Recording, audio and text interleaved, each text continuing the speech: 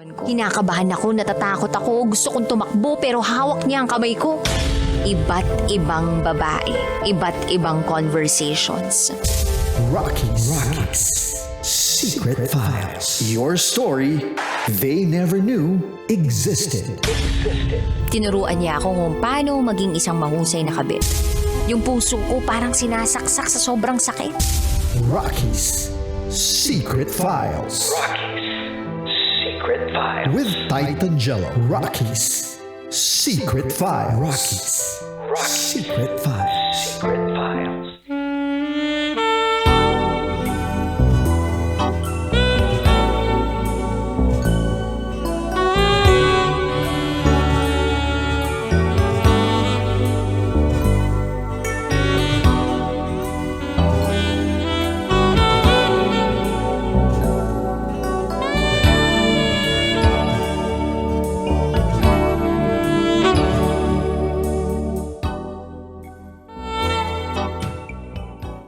Good evening Luzon, Visayas, Mindanao, Metro at Mega Manila sa lahat pa rin po na nakatutok sa rin ngayon sa 90.7 Love Radio.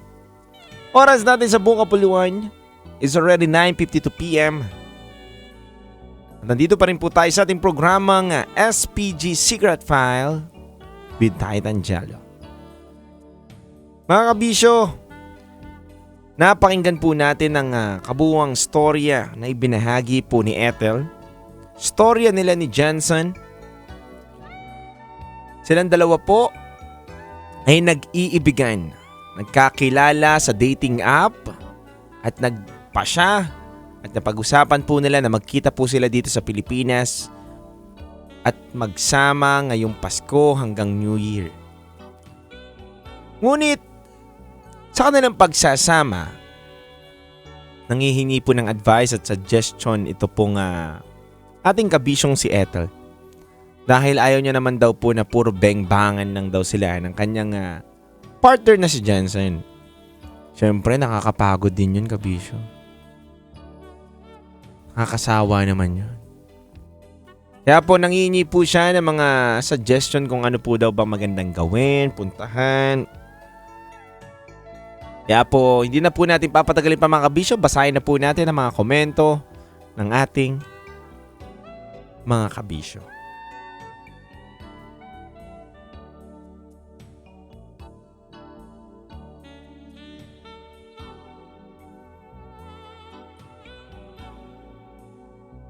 Sabi dito ni Charles Sancho mga kabisyo, para sa akin, DJ Titan Jello at DJ Rakitera, dinner date muna kayo. Enjoyin nyo na muna ang pagiging lovers ninyo. Basic na basic yun . We know kasi kapag foreigner, machete ang katawan. Pero ang Junjun, no comment na lang. Charot with harot. Enjoy nyo na muna ang buhay, magjowa at lesson learned. Check din sa VF pag may time. Oo nga naman, kapag sasalubong kayo kabisyo sa mga boyfriend ninyo sa airport, lalo na first time ninyo, check nyo rin po. Diba kung talagang yun ang boyfriend ninyo, wag po kayong magaya dito kay Ethel na may tinalunan at ginat to believe in magic. No, napa-slow mo pa ang kanyang mga titig sa maling tao at maling akala lang pala na yun ang kanyang partner. Sabi naman dito ng isang kabisyo natin, para sa akin DJ Titan Jello, ang pinakamagandang gawin nila ay mag-nature trip. Pumunta sila sa mga lugar na talaga na makikita nila ang kapayapaan. Kesa naman lagi lang sila nakakulong sa kwarto at bengbangan ng bengbangan. Mas masarap din mag-explore kesa naman maggawa ng yun. Ganun lang. Huwag na natin banggitin baka mawalan ako ng trabaho. Sabi naman ng isa pa nating kabisyo, gusto ko muna pong bumati sa lahat ng Merry Christmas and a Happy New Year advance. Diba? At lagi lang po ako nakatutok dito sa 90.7 Love Radio. Maraming salamat DJ Titan Jello at DJ Rakitera. Ang sa akin lang po, ang gusto ko lang pong sabihin ngayong araw na to DJ Titan, ay dapat po mag-mall-mall din sila. Ethel, hindi ka naman siguro na iintindihan ng magtagalog ng iyong boyfriend. Ito lang ang payo ko sa'yo. Kung nakatuto ka ngayon sa 90.7, pumunta kayo ng mall. Mag-shopping ka. Sulitin mo ang Kapaskuhan para makabili ka ng mga mamahaling damit. O kaya, hindi man mamahalin pero at least bagong damit para pagpasok ng New Year meron ka. Bumili ka rin ng mga sexing damit para naman kapag siya nag-send sa'yo, may pambalik din siyang sexing mga picture na ipapadala mo. Diba? Ito mga turo na ito ni Nika eh. Ayan po. At sabi niya pa dito, para sa akin, huwag ka lang magpagamit na magpagamit at magpabengbang na magpabengbang. Dapat magpabili at magpabili ka din. Oh. Grabe naman. Ganun ba yun? Dapat? Magpabili na magpabili din. Sabi naman na isa pa nating kabisyo dito, sabi ni Mark. DJ Titan, para sa akin po, ang pinakamagandang gawin nila magsimba sila at magpasalamat na nagkaroon sila ng magandang relasyon at pagkakakilala. Yan lang naman ang pinakamaganda talagang gawin ngayong Kapaskuhan at pagsapit ng bagong taon. Pasasalamat sa mga blessing na natanggap natin ng 2025. Isang tabi na muna natin ang bengbangan at tayo'y manalangin at lumuhod ng totoo. Hindi sa tao, kundi sa Panginoon. Ayan, ang galing nito Ang ganda nito. Anyway mga kabisyo, marami pa pong komento pero hindi ko na po pwedeng basahin ng lahat dahil kulang na po tayo sa oras.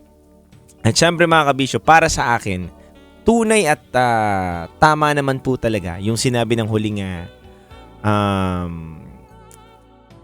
nag-comment sa ating kwento ngayong gabi na ito si Mark.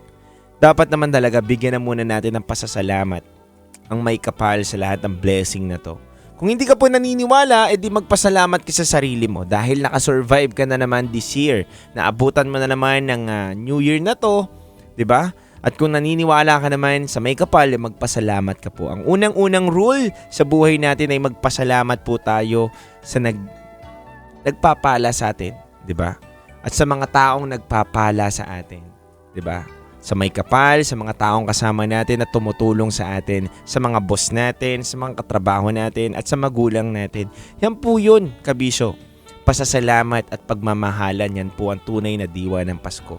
Hindi man po ngayong Pasko, kundi araw-araw dapat gawin nating Pasko. Yan po ang sabi natin sa kabisyo ngayong Pasko na kanta po ng Love Radio. Yan mga kabisyo, basic lang naman po talaga eh.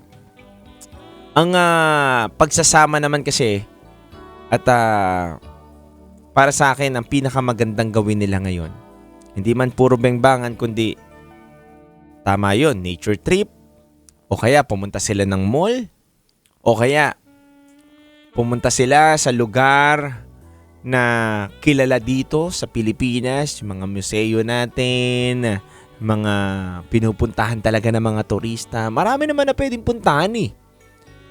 Ito si Ate Ethel, mukhang gusto niya lang ikwento na siya ang maswerte ngayong Pasko. Dahil ngayong Pasko, punong-puno siya ng dilig.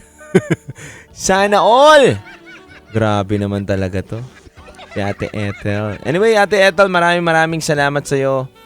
And gusto ko lang ibahagi sa'yo ang napakagandang awitin na ating mapapakinggan ngayon ni Michael Johnson. It's a beautiful song na talaga naman bagay para sa apam mo. I Will Always Love You. Dito lang yan sa 90.7 Love Radio. Kailangan pa bang i-memorize yan? Basic.